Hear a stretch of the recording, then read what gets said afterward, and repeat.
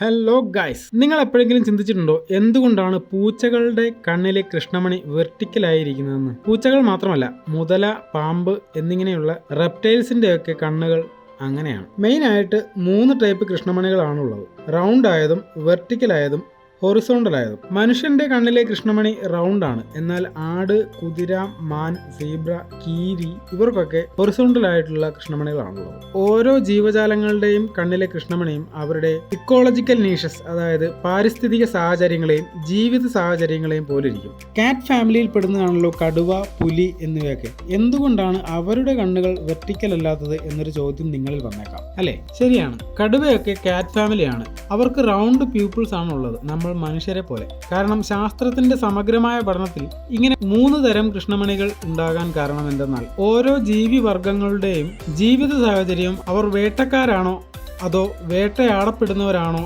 എന്നതനുസരിച്ചാണ്. മുതല, പാമ്പ്, നമ്മുടെ ഹൗസ് ക്യാറ്റ്സ് എന്നിവരൊക്കെ ആംബുഷ് പ്രെഡേറ്റേഴ്സ് ആണ്, അതായത് പതിയിരുന്ന് വേട്ടയാടുന്നവർ. എന്നാൽ കടുവ, പുലി, സിംഹം ഇവരൊക്കെ ഒളിച്ചിരിക്കുമെങ്കിലും ചേസ് ചെയ്ത് വേണം മിക്കവാറും വേട്ടയാടാൻ. അപ്പോൾ അവരുടെ ഫീൽഡ് ഓഫ് വിഷൻ, ഫോക്കസ് എന്നിവ കിട്ടാനും പ്രകാശം കണ്ണിൽ പതിച്ച് നല്ല കാഴ്ച കിട്ടാനും ഏറ്റവും നല്ലത് റൗണ്ട് പ്യൂപ്പിൾസ് ആണ്. എന്നാൽ പൂച്ചകൾക്കും മുതല തുടങ്ങിയ മറ്റ് റെപ്റ്റൈൽസിനും വെർട്ടിക്കൽ പ്യൂപ്പിൾസ് ആയതിനാൽ പ്രകാശം അധികം കണ്ണിലേക്ക് കയറാതെ മുന്നിലുള്ള ഇരയെ ലോ ലൈറ്റ് കണ്ടീഷനിൽ പോലും വ്യക്തമായി കാണാൻ സാധിക്കും. ഹൊറിസോണ്ടൽ പ്യൂപ്പിൾസ് ഉള്ള ആട്, കുതിര ഇവർക്കൊക്കെ ഇവരുടെ പെരിഫറൽ വിഷനിൽ എൻഹാൻസ് ആയി കാണാൻ സാധിക്കുന്നതിനാൽ വൈഡായ വിഷൻ ലഭിക്കുന്നു. അതുകൊണ്ട് തന്നെ പിന്നിൽ നിന്ന് ആക്രമിക്കാൻ വരുന്നവരെ പോലും അവർക്ക് കാണാൻ സാധിക്കും. അതല്ലേ തിരിഞ്ഞുപോലും നോക്കാതെ കുതിരകൾ ചവിട്ടുന്നത്.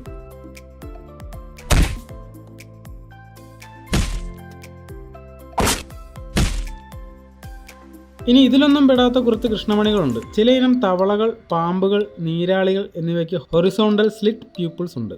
ചില ഇനം പല്ലികൾക്കും വെർട്ടിക്കൽ ബീഡഡ് പ്യൂപ്പിൾസ് ഉണ്ട്, അതായത് വെർട്ടിക്കലായ കൃഷ്ണമണിയിൽ മണികൾ കോർത്തതുപോലെയുള്ളത്. പല പരിസ്ഥിതികളിൽ ഹണ്ട് ചെയ്യുമ്പോൾ ഇവ പലതരത്തിൽ സഹായകമാകും. ഇനി ചന്ദ്രക്കല പോലെയുള്ള കൃഷ്ണമണി ഉള്ളവരാണ് സ്റ്റിംഗ് റൈസ്, ഫ്ലാറ്റ് ഫിഷ്, ചിലയിനം ക്യാറ്റ് ഫിഷ് ഒക്കെ.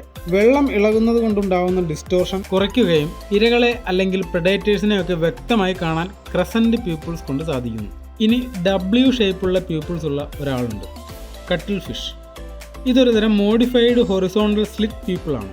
ഇരുട്ടത്ത് ഏകദേശം വട്ടത്തിലും ബ്രൈറ്റ് ലൈറ്റിൽ W ഷേപ്പിലും കാണപ്പെടും. പല ഡയറക്ഷനുകളിൽ നിന്നും പ്രകാശം കണ്ണിലേക്ക് എത്തി ഇമേജ് കോൺട്രാസ്റ്റ് ബൂസ്റ്റ് ആവുകയും ഡിസ്റ്റന്റ് വിഷൻ ലഭിക്കുകയും ചെയ്യും. പക്ഷികളുടെ കാര്യത്തിൽ ഏകദേശം എല്ലാ പക്ഷികളും റൗണ്ട് പ്യൂപ്പിൾസ് ആണുള്ളത്.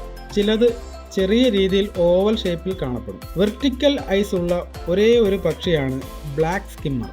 ലോ ലൈറ്റ് കണ്ടീഷനുകളിൽ ഇര പിടിക്കാനും വെള്ളത്തിൽ നിന്ന് ഗ്ലെയർ അടിക്കാതിരിക്കാനും ഒക്കെ ഇവർക്കിത് സഹായകമാകും.